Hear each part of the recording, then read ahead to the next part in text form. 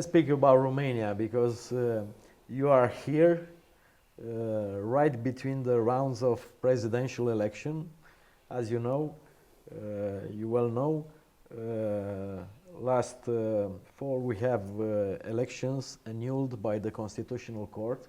It's not easy to, because I tried, it's not easy to explain to people from democratic countries that you had to cancel the elections. I always say because of the foreign influence and so on. But it's not easy, and as you said, Mr. Vance, you know, said some things about democracy in Romania. He gave us as a bad example in Europe at the Munich conference. But the thing is that we have those elections, they were annulled. Mr. Georgescu, who was the front runner, was not allowed to run in this election. Obviously, there are some criminal cases against him. And there is a candidate in his name, which is the leader of the extremist party, Mr. George Simion. He is an admirer of Trump. He said he's a big fan of Trump. He's a critic of European Union policy. He's a critic of, support for Ukraine. Also, he's a proponent of withdrawing all Romanian support for Ukraine, all Romanian support for Moldova. He also has an interdiction to enter Ukraine and Moldova, as you know. He was accused of meddling with some FSB agents. But if he is elected president, he promises to put Prime Minister Mr. Georgescu, which you well know, you speak about him. He is not only an open admirer of Putin, but he vows not only to get all the foreign troops outside of Romania, but also to nationalize foreign investments and so on. So this is a critical moment for Romania. The elections are next Sunday. I will not ask you to say something about this fight, I mean about the candidates, because you are a foreign citizen, even though you are a friend of Romania. But I hope you have some thoughts to share with our Romanian people about this election and what it's all about. As you said, so being a foreigner, one would have to refrain from taking active part in the election process.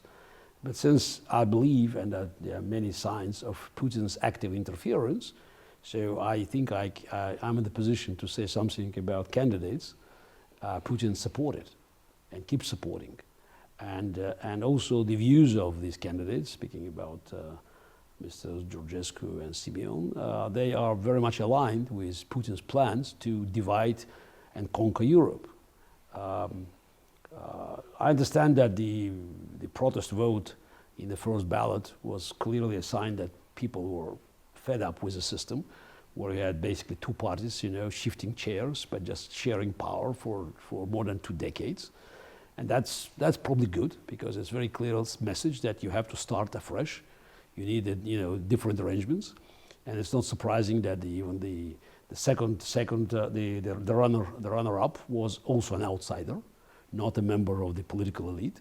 So it's a fresh start for Romania. Whether this fresh start will push country outside of Europe and into the hands of Putin remains to be seen. I'm getting more optimistic after spending a week here, because I think that more and more people recognize that it might be a fatal mistake for Romanian democracy. But I also think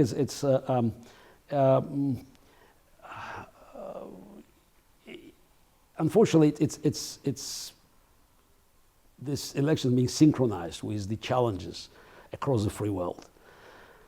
And there's nothing wrong about being friend of Mr. Trump. So it's not to my taste, but the problem with Mr. Simion, and of course with Georgescu, is that they are suggesting things that will benefit Putin. basically helping him to create the line that will cut Ukraine from Europe, from Slovakia, Hungary, Romania, Moldova. And elections here in next Sunday, so will probably be a decisive factor for parliamentary elections in Moldova next September. So, and that's Putin's plan. Putin is at war with Europe, and Romania now is on the battleground. It's front line now. It's surprisingly to me. So I never thought that Romania would be in grave danger of being taken away from its European roots by Russia, Putin's Russia. But it's a big challenge. I think it's a test. I feel not confident, but I feel optimistic about the right choice made by Romanian people. Key is, to recognize that at these historical moments, you have to use your vote, because if you miss this moment, you may not be able to vote again, or you can vote, but the vote will not be relevant. So Romania is facing this existential challenge, but I would not be too pessimistic about the choice that people are going to make. Some people in the United States or in Europe, even in Romania, are doubting that Putin interfered with Romanian elections. You read about it, you know how it works. How you explain to them what happened in Romania about the election, in the foreign interference, the Russian interference? But you don't have to, to be a rocket scientist, just to basically point out at all the actions that have been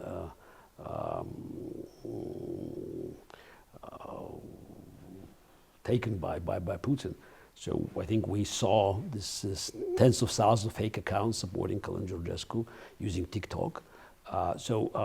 There's Putin's policy. Putin has been very open about his plans to influence European elections everywhere, so in every country. So Romania is not an exception. And also, you should listen to what they're saying. If you have candidates that are being suspected of supported by Russia, Putin's Russia, and at the same time promoting policies that clearly benefit, we may doubt about number of fake accounts supporting Georgescu or Simion, but you cannot doubt about policies that he is they're both advocated. They are clearly helping Putin. This is exactly as is written, by Putin's playbook.